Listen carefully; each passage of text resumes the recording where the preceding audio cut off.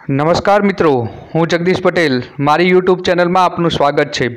मित्रों, धोरण 11 भूगोळनी अंदर आ विडियो में आपणे भणीशुं पाठ 5 भूमिखंडो अने महासागरो। आजना विडियोनो भाग छे पहलो। पाठनो जे विडियो छे एनो मुद्दो भूमि स्वरूपो अने तेना प्रकारो छे। तो मित्रों, अहींया आपणे शरूआत करीए पाठ 5 नी। एनो पहलो ज मुद्दो छे आपणो भूमि स्वरूपो। दोस्तों, भूमि स्वरूपो एटले शुं? एना नाम प्रमाणे जो समझीए तो भूमि एटले पृथ्वीनी उपरनी जमीन अने स्वरूप एटले एनो देखाव। तो पृथ्वी उपरनो जे जमीन छे ए जमीननो देखाव केवो छे? ऊंचो, नीचो, खाडावाळो, टेकरावाळो, सपाट, सीधो छे। आवा अलग अलग प्रकारना जे देखावो छे ए देखावो आपने जोवा मळे छे अने एटले ए बधा भूमि स्वरूपो कहेवाय। दोस्तों, आपणे वात करीए तो हजुए भूमिखंडो विषे एटले के जे जमीन छे ए जमीन विषे अने जे महासागरो छे एनी आ बंनेनी उत्पत्ति केवी रीते थई एना विशेनी वात हजुए आपणे वण उकेली छे। एटले के आपणे हजू सुधी एना विषे पूर्ण जानकारी मेळवी शक्या नथी, पण क्यांक वैज्ञानिकोए तपास करी, एनो अभ्यास करी अने जानकारी मेळववानी कोशिश करी छे। तो मित्रों, एना विषे आपणे आ पाठनी अंदर आपणे केटलीक जे जानकारी वैज्ञानिकोने प्राप्त थई छे ए जानकारी विषे आपणे अहींया अभ्यास करवानो छे। दोस्तों, पृथ्वीनी जे भूरचना छे, भूरचना एटले उपरनी जे सपाटीनी जे रचना छे ने ए भूरचनानी वात छे। तो ए भूरचना विशेनुं ज्ञान जेम जेम वधतुं गयुं आपणुं तेम तेम भूमिखंडो अने आ महासागरोनुं वितरण अने एनी उत्पत्ति केवी रीते थई एना विषे विचारो रजू थता गया। जेम जेम वैज्ञानिकोनुं ज्ञान वधतुं गयुं तेम तेम जेम जेम बीजा भूगोळविदो अभ्यास करता गया तेम तेम आपणुं ज्ञान वध्युं अने ज्ञान वध्युं एटले महासागरो अने भूमिखंडो क्यां क्यां फैलाया छे एना विशेनुं ज्ञान आपणे मळ्युं अने ए केवी रीते फैलाया, केवी रीते पैदा थया, पहेला शुं हतुं अने हवे अत्यारे हाल जे भूमिखंडो छे अथवा महासागरो छे ए पहेला एवा ज हता एनी जानकारी एटले उत्पत्ति। तो एना विशे पण हवे अलग अलग जे भूगोळविदो छे एमणे पोताना विचारो रजू कर्या छे अने एमां एक खंड प्रवहन सिद्धांत छे अने बीजो छे भूतक्ती विवर्तनिकी सिद्धांत। आ बे जे विचारो छे ने ए बे विचारोनी स्वीकृति वधती गई अने एटले आ बे विचारो जेने सिद्धांतो पण कहीए छीए तो आवा बे सिद्धांतो ए आपणे आ पाठनी अंदर भणवाना छे। पृथ्वी पर अलग अलग प्रकारना विशिष्ट भूभागो आवेला छे। कया कया भूभागो आवेला छे? तो एक तो जुओ भूमिखंडो एटले के जमीन विस्तारो बधा, पछी बीजू छे महासागरो, बराबर। पछी भूमिखंडो उपर पण अलग अलग प्रकारनी आकृति छे तो एमां पर्वतो आवेला छे, खीणो तमे जोई हशे, उच्च प्रदेशो आवेला होय जे ऊंचा मैदान जेवा प्रदेशो होय अने मैदानो। आ चार प्रकारो जे छे ए पण भूमिखंडो परना भूभागो कहेवाय, बराबर। एटले ए भूपृष्ठना भागो कहेवाय जेने। तो ए पण अहींया आवेला छे। हवे आगळ जोईए मित्रों तो भूमि स्वरूपो जे छे एना प्रकारो केटला, कया कया प्रकारो? तो जे आ बधा आपणे भूभागो जोया ए शेना आधारे एना प्रकारो पाडवाना? तो जुओ, एक तो एनो आकारना आधारे आपणे जोईए के ऊंचो पर्वत होय, नीची होय, खीण होय, सपाट होय तो मैदान होय, ऊंचुं मैदान होय तो एने उच्च प्रदेश कहीए। तो ए बधा एना आकारो कहेवाय। पछी खडकोनी रचना एटले खडको अंदर कया कया प्रकारना होय छे, अलग अलग जग्याओ पर अलग अलग प्रकारना खडको आवेला छे तो ए खडकोनी वात। पछी ऊंचाई केटली छे एना आधारे। पछी समतल विस्तारनुं प्रमाण एटले के सपाटी केटली एकदम सपाट छे, सीधी छे ए, अने ढोळाव एटले के ढाळ। आ बधी जे लाक्षणिकताओ छे एने आधारे केटलाक प्रकारो पाड्या अने ए एकबीजाथी जुदा पड़े छे अने आ जे प्रकारो जे पाडवामां आव्या एमने शुं कहेवाय छे? भूमि स्वरूपो कहेवामां आवे छे। आ जे भूमि स्वरूपो छे केटला प्रकारो छे? 3 जूथमां एमने वहेंचवामां आव्या छे। એટલે 3 प्रकारो छे।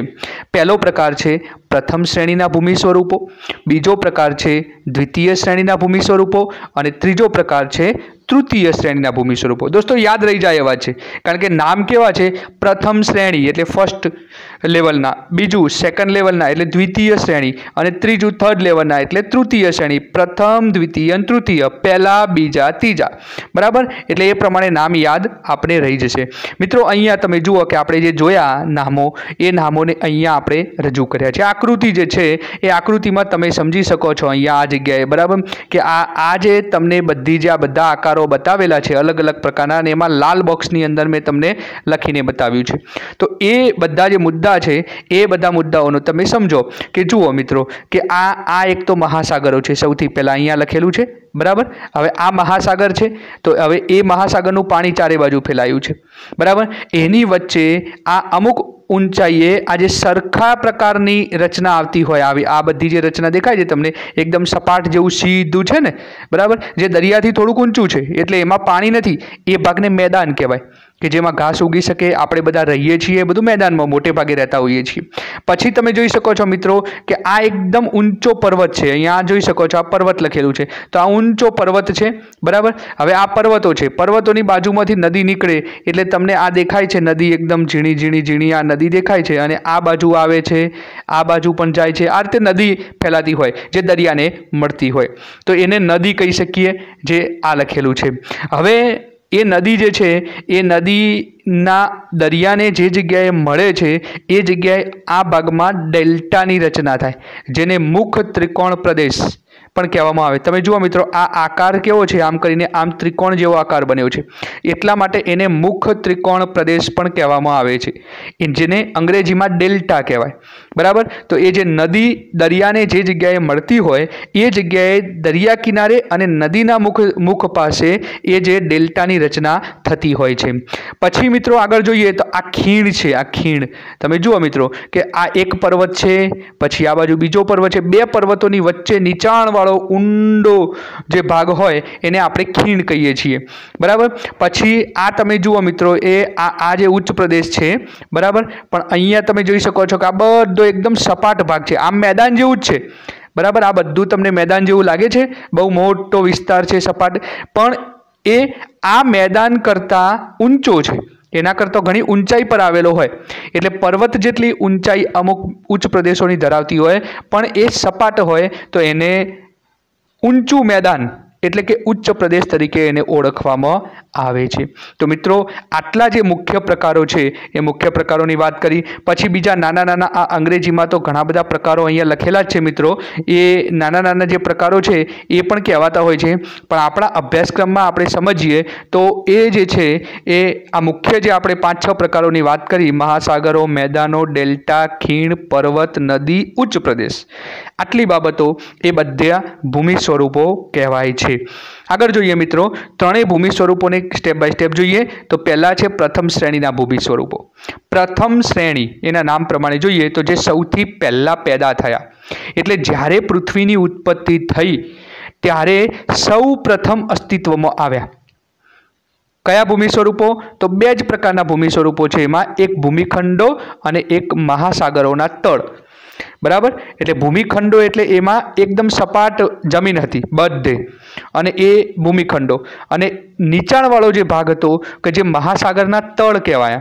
તળ એટલે અત્યારે હાલ મહાસાગરનું જે તળિયું છે ને એ નીચાણવાળો ભાગ, એટલે થોડોક ઊંચાણવાળો ભાગ ને થોડોક નીચાણવાળો ભાગ, આવા બે જ ભાગો એ પૃથ્વી જ્યારે બની ત્યારે હતા।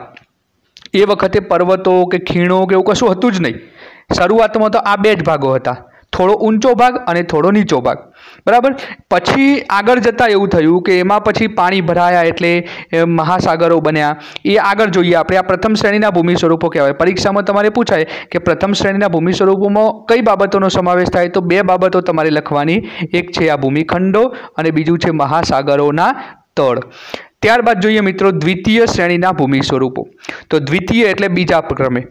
આ પ્રથમ શ્રેણીના ભૂમિ સ્વરૂપોમાં આપણે જોયું કે ભૂમિખંડો અને મહાસાગરોના જે તળો હતા એમાં ભૂગર્ભિક હિલચાલ થઈ, ભૂગર્ભી હિલચાલ એટલે આપણે નથી કહેતા કે ભૂકંપ ને જ્વાળામુખી ને આપણે પાઠો ભણી ગયા ને, તો એ ભૂકંપ ને જ્વાળામુખી ને એવું બધું ફાટ્યું એટલે જમીન ઉથલ પાથલ થવા લાગી, ઊંચા નીચી હલવા લાગી જમીન, અને જમીન હલી એટલે જ્વાળામુખી ફાટ્યો એટલે પર્વત બન્યો, ભૂકંપ થયો એટલે કેટલાય વિસ્તારો ઊંચા થઈ ગયા, એટલે એ બધાના કારણે પર્વતો બન્યા, ઉચ્ચ પ્રદેશો બન્યા, મેદાનો બન્યા, ફાટ ખીણો થઈ. તો આવા વિશિષ્ટ પ્રકારના આકારો થયા. તો આ વિશિષ્ટ જે ભૂભાગો છે એમને શું કહેવાય છે? દ્વિતીય શ્રેણીના ભૂમિ સ્વરૂપો તરીકે ઓળખવામાં આવે છે. ત્યારબાદ આગળ જોઈએ મિત્રો તો તૃતીય શ્રેણીના ભૂમિ સ્વરૂપો. હવે આ બધા આકારો તો બની ગયા. હવે એમાંય પાછું શું થયું કે લાંબા સમય પછી આ દ્વિતીય શ્રેણીના જે ભૂમિ સ્વરૂપો હતા, જેમાં પર્વતો હોય ને જે ખીણો હોય ને મેદાનો હોય ને ઉચ્ચ પ્રદેશો હોય ને એ બધા દ્વિતીય શ્રેણીના થયા. હવે એના ઉપર બાહ્ય બળો લાગ્યા. બાહ્ય બળો એટલે બહારથી જે બળો લાગે તે કયા કયા બળો? તો જુઓ, એક તો નદી, હિમનદી, પવન અને ભૂમિગત જળ. આ ચાર મહત્વના છે. નદી એટલે જે નદીનું પાણી આવે એ નદીનું પાણી એક પ્રકારનું બળ છે, બરાબર. બીજું હિમનદી એટલે કે બરફની નદી વહેતી હોય, જેમાં બરફ ધસી ધસીને આવતો હોય, તો એ હિમનદી. પછી પવન પણ એક પ્રકારનું બળ છે. અને ભૂમિગત જળ જે જમીનની અંદર જે કૂવાઓમાં પાણી આવે છે ને બોરમાં, એ પાણી, તો એ ભૂમિગત જળ કે જમીનમાં પણ આ બહાર જેમ વહેતું હોય એમ જમીનમાં વહે, તો એ જળ. તો આ ચાર વસ્તુ એક પ્રકારના બળ છે, અને એના કારણે કેટલાય પદાર્થોનું ધોવાણ થાય છે. તમે જોયું હશે કે અમુક વખતે અમુક એવા પર્વતો હશે કે પર્વતોમાં કોઈ મોટા પથ્થરો છે ને, એ પથ્થરો પણ પવનના કારણે આમ ઘસાઈને મોટા ખાડા પડી ગયા છે. તો આ તમે જોયું ને, એનું ધોવાણ થયું કહેવાય. એવી જ રીતે નદી પર્વત ઉપરથી રોજ પડતી હોય તો એના કારણે મોટા ખડકોમાં ખાડા પડી જાય અને એ પથ્થરો તૂટી જાય. તો એ નદી, હિમનદી, પવન અને ભૂમિગત જળ જેવા બળો જે લાગ્યા એના કારણે ધોવાણ થયું, ઘસારણ થયું, અને એ ખેંચાઈને બીજે ગયું. જે ખેંચાઈને બીજે જાય અને બીજે પથરાય ને એને નિક્ષેપણ કહેવાય મિત્રો. તો આ ધોવાણ, ઘસારણ અને નિક્ષેપણ, આ ત્રણ પ્રકારની પ્રક્રિયા થઈ. એના કારણે તૃતીય શ્રેણીના ભૂમિ સ્વરૂપો રચાયા. હવે આ તૃતીય શ્રેણીના ભૂમિ સ્વરૂપો એટલે કયા બન્યા? તો જુઓ, એની અંદર જે મેદાનો હતા એ કેટલાક પ્રકારના નાના મેદાનો બન્યા, તો એ તૃતીય શ્રેણીના કારણે બન્યા. પછી કોતરો, બરાબર. નદી કિનારે તમે જોયું હશે કે કોતરો હોય બધા. એ કોતરો જે હોય ને કે જેની અંદર કરાડ ને એવું બધું રચનાઓ હોય, તો એ કોતરોને તૃતીય શ્રેણીના, કારણ કે એ નદીના પાણીથી ધોવાઈને બન્યા હોય. પછી ડેલ્ટા, આપણે મુખ્ય ત્રિકોણ પ્રદેશની વાત કરીને, તો એ પણ નદીના પાણીના કારણે બન્યા હોય. પછી ખીણો, તો એ પણ નદીનું પાણી જોરથી રોજ પડતું હોય, તો એના કારણે પેલા બે પર્વતોની વચ્ચે જગ્યા થઈ જાય અને ધીમે ધીમે ધોવાઈને ઊંડું ચાલ્યું જાય, અને જે ખીણ બને તો એ ખીણ એ નદીના પાણીના કારણે બને. અને નાની ટેકરીઓ, તો કેટલીક વખતે અમુક એવા પર્વતો હોય કે જે પાણી અને પવનના કારણે ઘસાઈ અને એ નાની ટેકરીઓમાં રૂપાંતર પામે. કેટલીક વખતે અમુક ઉચ્ચ પ્રદેશો હોય તો ઉચ્ચ પ્રદેશો નદીઓના કારણે ધોવાઈ અને એ નાની ટેકરીઓની અંદર રૂપાંતર પામતા હોય. તો એ રીતે એવી રચનાઓ થાય અને આવા વિવિધ અન્ય ભૂમિ ભાગો બન્યા. તો જે તૃતીય શ્રેણીના ભૂમિ સ્વરૂપો તરીકે એમને ઓળખવામાં આવે છે. તો મિત્રો, આ પ્રથમ શ્રેણી, દ્વિતીય શ્રેણી અને તૃતીય શ્રેણી એના જે ભૂમિ સ્વરૂપો છે એની આપણે અહીંયા વાત કરી. આપણા આગળના 7મા પાઠની અંદર આ બધા ભૂમિ સ્વરૂપો વિશેનો એક આખો અલગ પાઠ છે, 7મો પાઠ છે. એના વિશે આપણે વ્યવસ્થિત ઊંડાણપૂર્વક અભ્યાસ કરીશું. એટલે અહીંયા આ મુદ્દાની અંદર આટલા સુધી જ આપણે અભ્યાસક્રમમાં આપેલું છે. આગળ જોઈએ મિત્રો, તો પહેલું ભૂમિખંડો અને મહાસાગરોની ઉત્પત્તિ. સૌથી પહેલાં જે આપણે જોયા, બરાબર, ભૂમિ સ્વરૂપો કે જે ભૂમિખંડો અને મહાસાગરો, જે પ્રથમ શ્રેણીના ભૂમિ સ્વરૂપો કહેવાય છે, એના વિશેનો આપણો આ પાઠ છે. એટલે આ પાઠ જે છે ને એ આપણો પ્રથમ શ્રેણીના જે ભૂમિ સ્વરૂપો છે એના પ્રકારો વિશે ભણવાનું છે.